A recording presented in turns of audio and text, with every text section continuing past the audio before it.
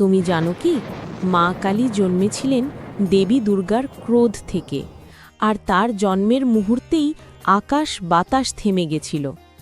তখন ৩ লোকে অন্ধকার শুম্ভ নিশুম্ভ নামে ২ অসুর দেবতা আর মানবদের ওপর রাজত্ব করছে।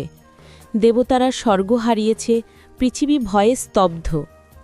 দেবতারা মা দুর্গার কাছে প্রার্থনা করলেন, মা, আমাদের রক্ষা করো। তখনই দেবীর ভ্রমধ্যে জ্বলে উঠল আগুনের শিখা, আর সেই আগুন থেকেই জন্ম নিলেন মহাকালী। মা কালী হাতে নিলেন তলোয়ার, এক আঘাতে অসুরদের ধ্বংস করে দিলেন। কিন্তু রক্তবীজের রক্ত ফোঁটা ফোঁটা মাটিতে পড়তেই আবার জন্ম নিচ্ছেন নতুন অসুর। তখন কালী হাসলেন, যে রক্ত থেকে জন্ম আমি সেই রক্তই পান করব। আর তিনি রক্ত পান করে রক্তবীজের বংশ শেষ করলেন। অসুররা শেষ, কিন্তু মা কালী থামছেন না। তিনি তাণ্ডব করছেন, যুদ্ধক্ষেত্র কেঁপে উঠছে। দেবতারা ভয়ে প্রার্থনা করছে, মা শান্ত হও।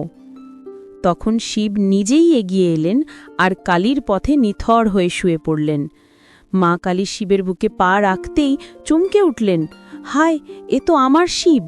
লজ্জায় জিহ্বা বের করে নিলেন, আর সেই রূপেই তিনি আজও পূজিতা।